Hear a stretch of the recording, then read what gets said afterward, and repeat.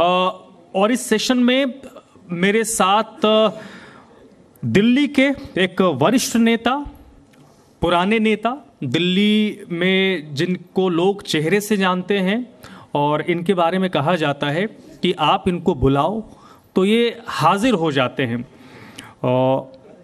बड़े नेता हैं, वरिष्ठ नेता हैं, वर्तमान में भारतीय जनता पार्टी के जंगपुरा से विधायक हैं। मैं स्वागत करूंगा बीजेपी के वरिष्ठ नेता और विधायक तरविंदर सिंह मारवा जी का। और मैं जी दिल्ली एनसीआर हरियाणा के संपादक विनोद लांबा जी को भी बुलाऊंगा ताकि वो तरविंदर मारवा जी का स्वागत करें।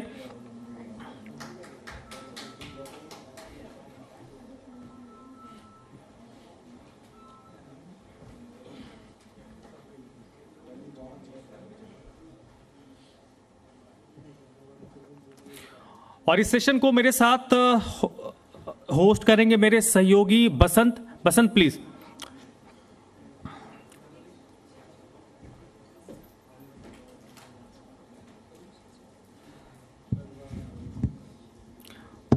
बिल्कुल, बहुत बहुत शुक्रिया धर्म। और हमारे साथ हैं तरविंदर सिंह मारवा जी। जोरदार स्वागत एक बार इनका आप कीजिए।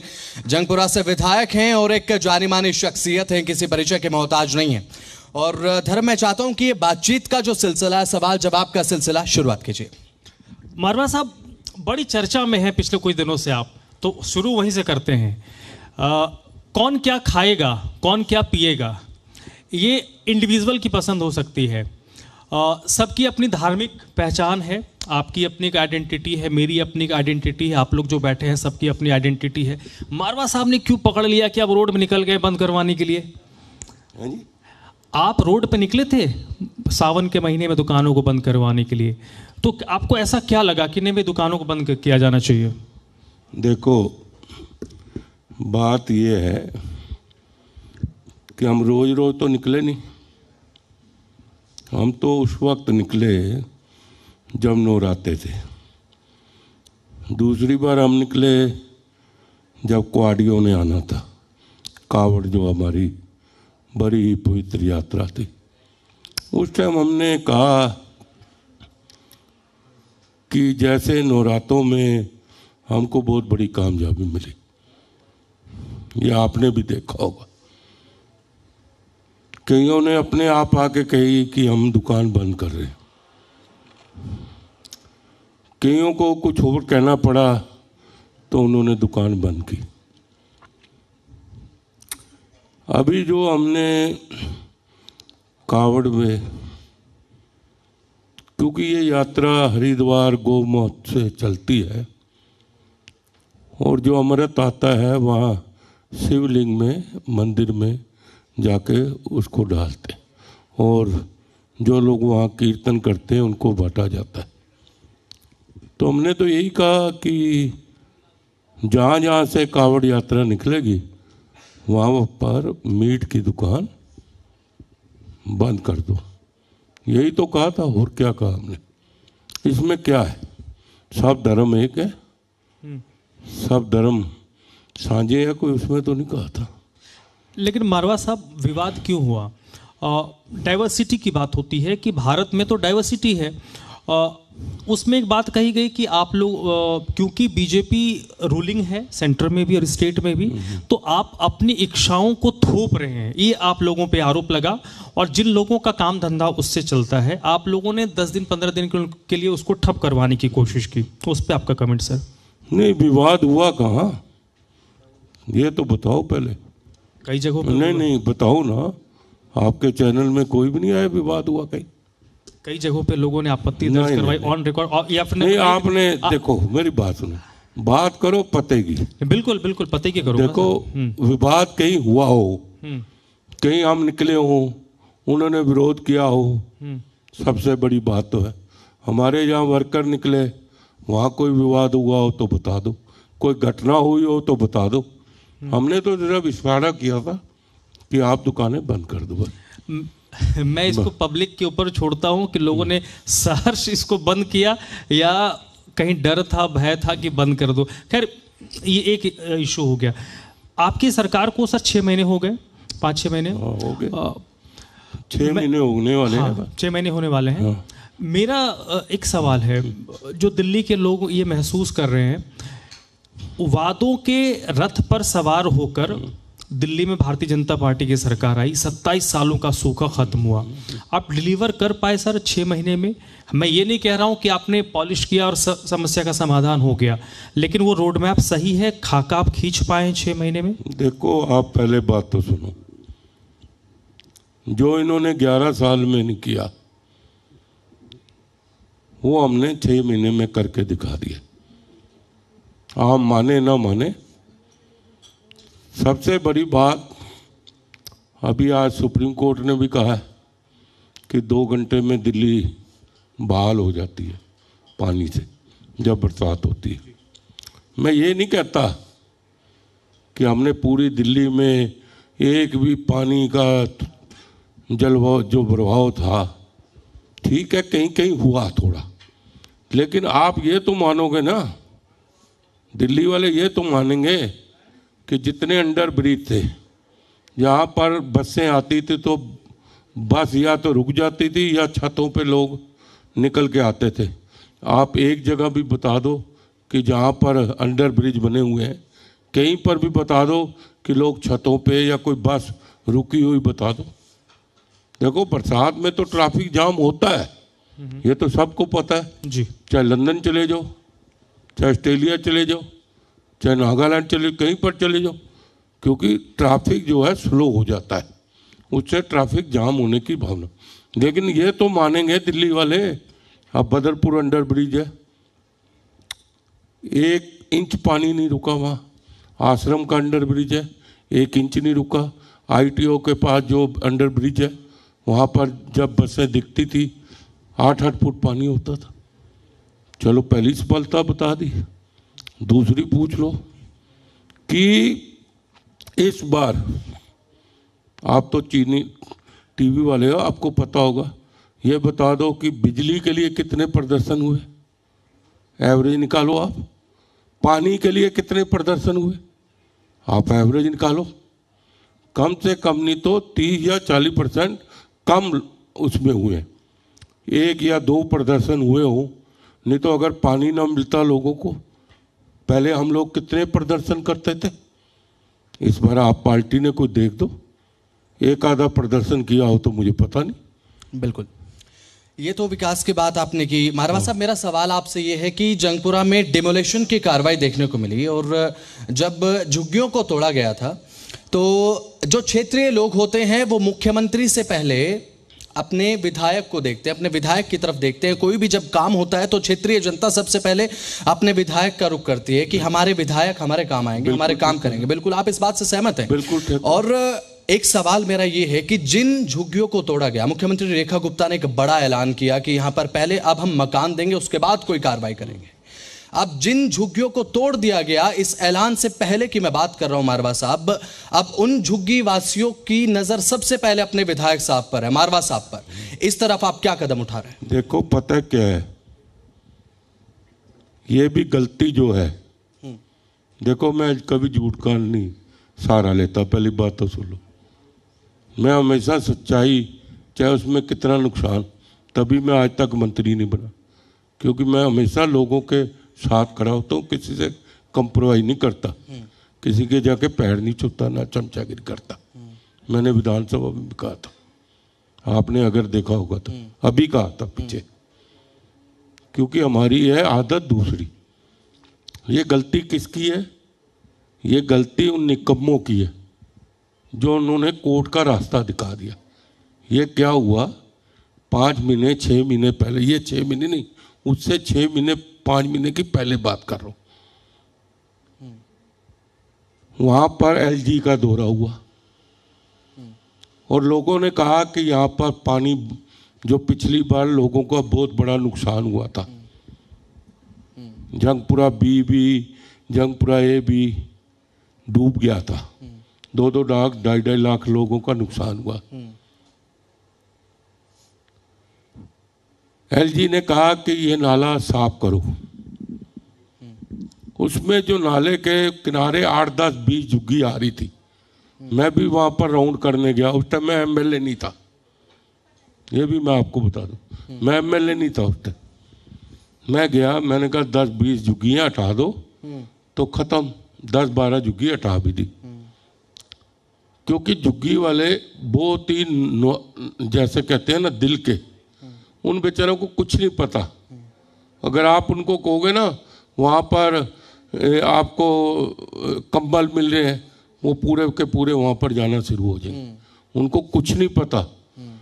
लेकिन अब इनमें भी पढ़े लिखे लड़के हैं। वहाँ रूमर कर दिया ये कैंप हट रहा है। हटनी तो 8-10 झुग्गियाँ थी, उतने में चुनाव डिक्लेयर हो गया। अभी चुनाव डिक्लेयर नहीं हुआ, लेकिन मनीष सिसोदिया जी पहले ही टिकट ले आए, क्योंकि हाईकमान है। बिल्कुल हाईकमान था, दूसरे नंबर पे था, मैं तो उसको पहले नंबर पे ही गिनता हूँ।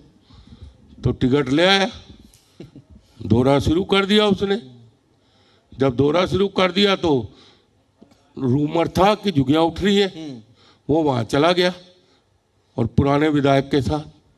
जब वहाँ गया तो लोगों ने कहा हाँ, उनके पास वकील थी एक बुजुर्ग, मैं तो उसका नाम जानता नहीं हूँ। मैं तो जब कोर्ट में गया तो देखा वो उनकी तरफ से थी। तो कोर्ट में डबल बेंच में लग गया। जब डबल बेंच में लग गया तो उन्होंने सारा निकाला क्या तत्व हुआ, क्योंकि कई जगह का केस चल रहा था वहाँ, ये भी वहाँ चला गया। तो उन्होंने कहा जी पिछली बार पानी यानी बढ़ गया था इसे, तो डबल बेंच ने फैसला कर दिया कि इनको हटाओ यहाँ से, क्योंकि अगली बार पानी यहाँ ना बढ़े, क्योंकि इनके करके पानी बढ़ रहा है। तो ये डबल बेंच का था, ना रेखा गुप्ता जी का था ना कि, बल्कि हमने उनको मकान दिए बने बनाए। 190 मकान दिए जो 2013 से पहले बस रहे थे, उसके बाद वाले नहीं। जो 2013 से पहले थे उनको 190 मकान, चाबियां भी मिल गई, वो वहाँ पर शिफ्ट भी हो गए हैं। और उनकी कीमत आज 17-18 लाख रुपया है एक एक मकान की। मैं लास्ट में कहना चाहता हूँ, बिल्कुल हमने तो सिर्फ उनको बसा दिया। और मैं भी कोर्ट में 2 बार गया हूँ, पेश हुआ हूँ वहाँ पर, लेकिन उन्होंने कहा कि अब उस टाइम मैं एमएलए बन गया था। मारवा साहब, विधानसभा का मॉनसून सत्र हमने देखा, आपका एक बयान बड़ा वायरल हुआ कि गुंडागर्दी करनी पड़ी तो करेंगे, ये बात कही गई थी। इसके क्या मायने हैं सर? क्या मायने रखता है? जब आपको कोई बोलने नहीं, अब आप बोल रहे हो, हाँ। ये लोग शोर मचाना शुरू कर दें तो फिर आप क्या करेंगे? आपको तो गुस्सा आएगा ना कि बेमतलब ना कोई बात है ना कोई चीज है। आप अपनी बात रखो, हम अपनी बात रख रहे हैं। आपने रख दी, हम नहीं बोले। जब आप हमको नहीं बोलने देंगे तो और क्या करेंगे? और क्या करेंगे बताओ? ये तो है ही है ना।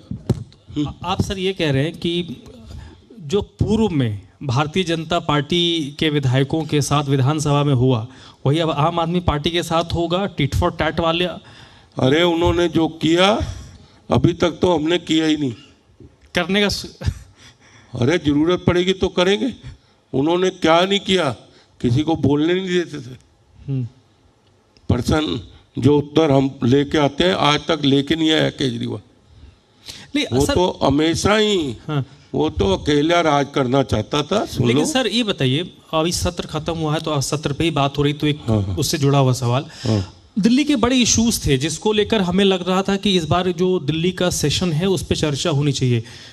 अब फांसी घर था या नहीं था तो कब था, उस पर बहुत ज्यादा वक्त नहीं खर्च किया गया विधानसभा। देखो पहली बात तो जो आज कानून लेके आए हैं एजुकेशन का कम, हाँ। आप भी उसको मानते हो ना, हर साल फीस बढ़ जाती थी 12.5%।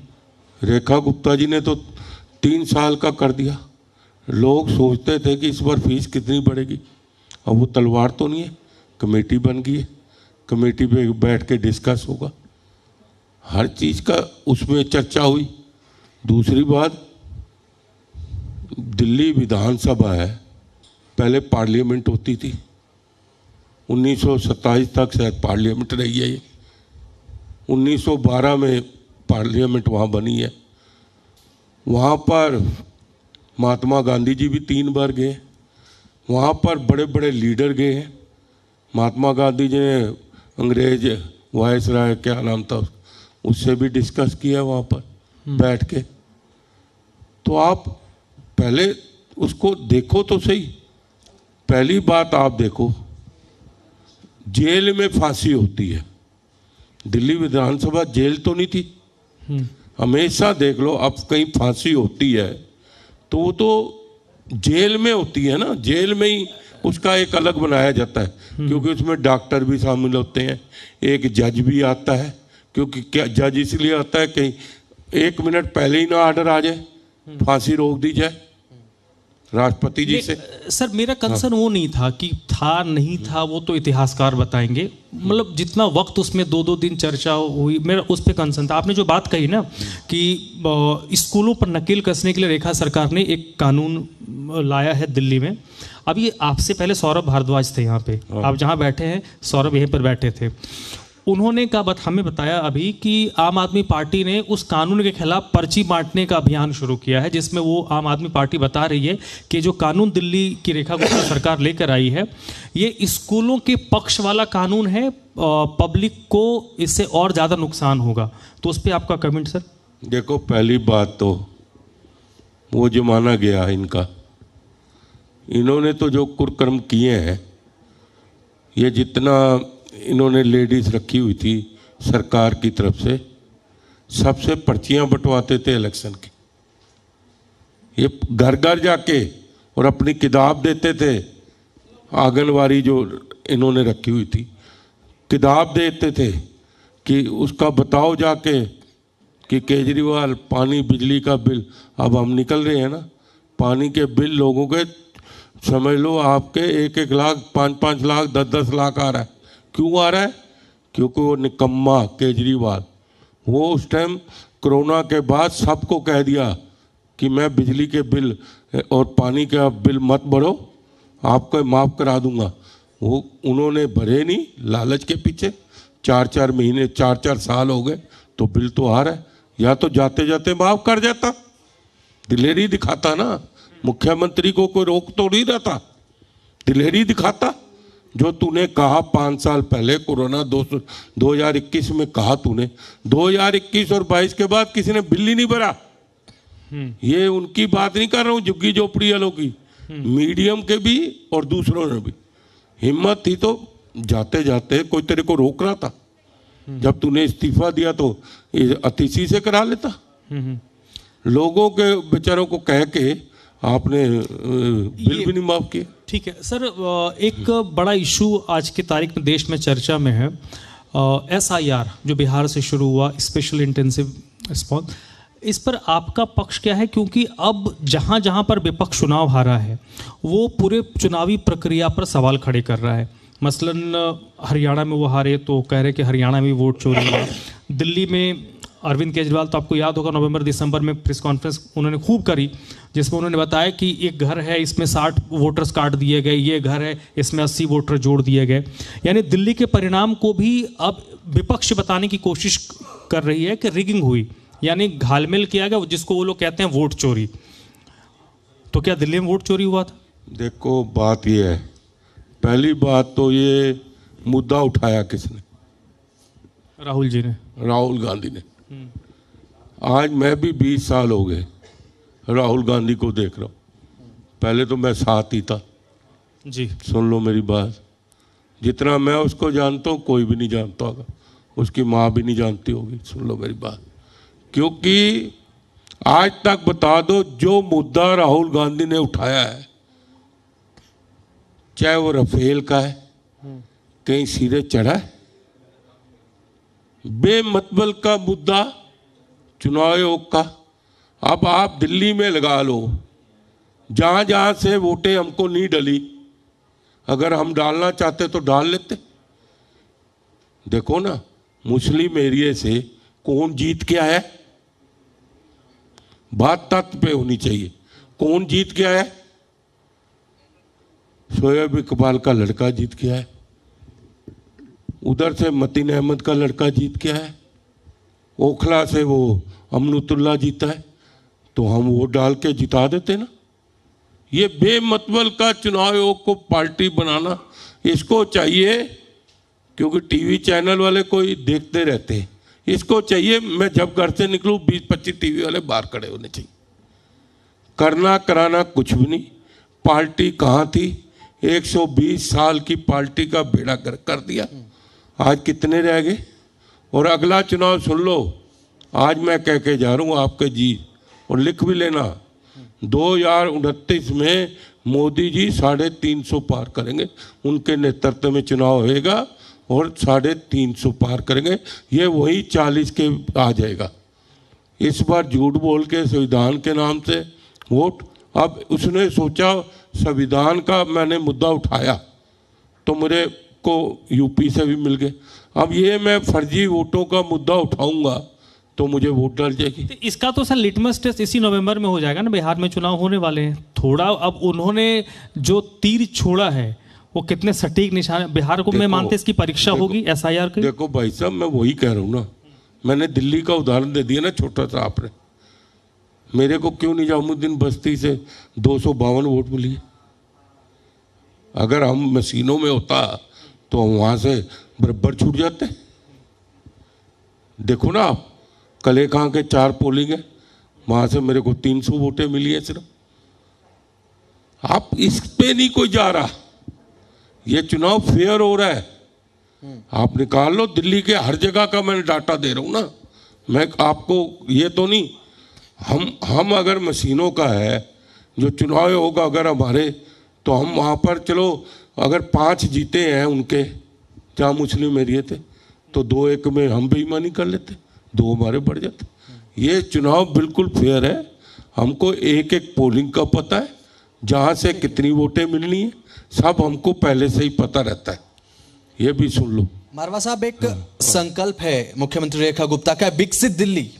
अब विकसित भारत में तो विकसित दिल्ली का योगदान तो होगा, वो तो देखिए जाहिर सी बात है, लेकिन विकसित दिल्ली में अपने विधानसभा क्षेत्र की क्या भूमिका आप देखते हैं? देखो, विकसित दिल्ली में एक तो मैं देखता हूं कि सबको पानी पूरा मिलना चाहिए, क्योंकि विकसित दिल्ली तो होगी लेकिन उसमें कुछ चीजें ऐसी हैं जो लोगों की रोजमर्रा की है। पानी है, अभी मैं दौड़ा 2.5 घंटे करके आया हूँ, एक एक गली होके आया हूँ। 10 बजे शुरू किया था, 12:30 बजे ख़त्म किया है। वहाँ से हमको पता लगता है कि कौन सी गली में पानी नहीं आ रहा। अफसर भी साथ थे। दूसरी जो ज़रूरत है बिजली की, हमें सबसे पहले इन चीज़ों में ध्यान देना है। तीसरा, बरसात में पानी जमा नहीं होना चाहिए, जो मोटी मोटी बातें कर रहा हूँ। और ये 3-4 चीजें बिल्कुल ठीक हो गई तो दिल्ली तो अपने आप विकसित हो जाएगी। बिल्कुल। और क्योंकि जल जमाव की बात आपने की कि जल भराव नहीं होना चाहिए, प्राथमिकता रहती है। और प्रवीण कुमार पूर्व विधायक आपके क्षेत्र से ही हैं, उन्होंने 2 से 3 दिन पहले एक एक्स पर वीडियो पोस्ट किया और उसमें जल भराव का जिक्र था कि जंगपुरा विधानसभा को जल भराव मुक्त बनाने का एक दावा किया गया था, क्योंकि प्रकृति अपने हर साल नियम दोहराती है। हर साल मानसून आता है, दिल्ली पानी पानी होती है, दिल्ली के लोग भुगतते हैं। ऑन दी टेबल हजारों करोड़ रुपए के प्लान्स बनाए जाते हैं, लेकिन जब मानसून आता है तो तमाम दावे प्रशासन के, और उसके बाद सीधा प्रश्न जो है विधायक से होता है। देखो, पता है क्या है, हाँ, कि अभी तो हमारे को 4-5 महीने हुए हैं। एक्चुअली तो कल 6 महीने होने जा रहे हैं आपकी नहीं, सरकार। 6 महीने। देखो आप कितनी तारीख को हुई थी हमारी, आप देखो। फिर बजट आने में, क्योंकि ये तो कंगला छोड़ के गया दिल्ली को, किसी जगह बजट नहीं बचा, आपको भी पता है। और हर जगह घाटे में है। DTC उठाओ, घाटे में है। दिल्ली जल बोर्ड उठाओ, कितने 1000 करोड़ का घाटा है, आप देखो तो सही। अरे हमारे को तो बिल्कुल खाली छोड़ के गया है। अब थोड़ा हमने काम संभाला है। फिर भी रेखा गुप्ता जी का मैं धन्यवाद करता हूँ कि उन्होंने बड़ा एक्शन ले रहे हैं रोज के रोज। आप देखो ना, अब आप आ जाओ, ये जल भराव का तो मैंने बता दिया ना, बिल्कुल। पानी बिजली का भी बता दिया। अब जो हम सड़कें करने वाले हैं, और दूसरी बात, दिल्ली की तो सौभाग्य है कि प्रधानमंत्री नरेंद्र मोदी जी, जो कि दिल्ली के लिए द्वारका परसों उद्घाटन करके आए जी, नरेंद्र मोदी जी ने, कितना अच्छा हो गया। 20 मिनट में आप गुड़गांव पहुंच जाएंगे। मारवा साहब, जो आपने बात कही एक्सप्रेसवे की, हम विकसित दिल्ली की बात कर रहे हैं। ये एक बड़ी त्रासदी कई बार मुझे जब मैं इस तरीके के प्रोग्राम में जाता हूँ और देश की राजधानी दिल्ली में जब हम दुनिया की चौथी अर्थव्यवस्था हो गए हैं, उस चौथी दुनिया की अर्थव्यवस्था की राजधानी में आज भी हमारे पॉलिटिकल बहस में इशू क्या है? पानी तो बेसिक कम्युनिटी है, पानी, सड़क। अब तो हमें कम से कम, अगर हम सपना देख रहे हैं कि विकासशील से विकसित देश बने 2047 तक, जिसमें प्रधानमंत्री का लक्ष्य है, हमें तो इससे ऊपर उठ जाना चाहिए था अब तक। देखो 27 साल हम राज से अलग थे। अग्री। दिल्ली बिल्कुल किसी ने ध्यान ही नहीं दिया। अब 11 साल में अब विधानसभा में ही लगा लो, मतलब इतना गैर रखता था।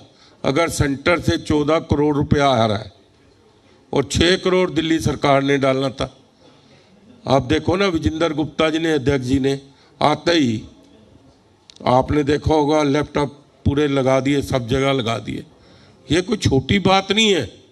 3 महीने में कितना बड़े काम हो गए विधानसभा के लिए। अब हमको कागज लैस कर दिए। तो ये बातें बड़ी वो चलती हैं। तो इसमें मतलब कि आने वाले टाइम में देखना, रेखा गुप्ता जी के नेतृत्व में दिल्ली बहुत अच्छी बनेगी और जो सपना दिल्ली वाले ने देखा उसको पूरा करेंगे। बिल्कुल। मारवा साहब, एक विजन होता है, जब भी जनता विश्वास जताती है, आपको वोट डाल के आपको विजयी बनाती है, तो एक विजन होता है किसी भी नेता के दिल में कि मैं अगर इस विधानसभा से चुना गया तो इस विधानसभा के विकास में मेरा ये योगदान होगा। तो जंगपुरा विधानसभा को लेकर सबसे पहले विकास को लेकर बात अगर करें तो आपके दृष्टिकोण से क्या ऐसा मुद्दा है जो कि आपका प्राथमिक लक्ष्य है? सबसे पहले जंगपुरा विधानसभा में सभी सड़कें बनवाएंगे आप। एक भी आपको खड्डा नजर नहीं आएगा, देख लेना। 3 महीने मेरे को दे दो। दूसरी बात, अगली बरसातों में कहीं पर भी जल नहीं बढ़ेगा, चाहे कितनी भी बरसात हो। और लाइटें बिल्कुल ऐसे कर रहे हैं हम, हर जगह लाइट ही लाइट आपको दिखे। तो ये जो मुद्दे हैं, और हम और भी योजना बना रहे हैं कि आने वाले टाइम में सब जगह एक जंगपुरा विधानसभा को दिल्ली में सबसे टॉप बना के दिखाएंगे। अब ऐसे में विजन को लेकर हमने बात की कि जंगपुरा को लेकर जो आपका विकास का मॉडल है, और मैं ये दुआ भी करता हूं और हमें दुआ भी करते हैं कि जंगपुरा की विधानसभा की जो जनता है उसको ये जो बदलाव है वो महसूस भी हो। बहुत बहुत शुक्रिया तरविंदर सिंह मारवा साहब, आप आए, और साथ ही साथ बहुत बहुत शुक्रिया आपका। मारवा साहब आप मंच पे बने रहेंगे। मैं जिदलियन से, आप प्लीज मंच पे रहिए सर, 1 मिनट के लिए। 1 मिनट सर, 1 मिनट आपको पास पहले सर 1 मिनट। हाँ प्लीज, ठीक। और इस सेशन में मारवा साहब, जो तरविंदर सिंह मारवा हैं, विधायक भारतीय जनता पार्टी के, उन्होंने कई सारे इश्यूज हैं जिनको एड्रेस किया। और इस सेशन में क्योंकि दिल से में हम दिल्ली के चैलेंजेस को लेकर बात कर रहे हैं, जिसमें अलग अलग क्षेत्र से जुड़े जो लोग हैं वो हमारे इस मंच पर आ रहे हैं, और हम कोशिश ये कर रहे हैं कि हम चैलेंजेस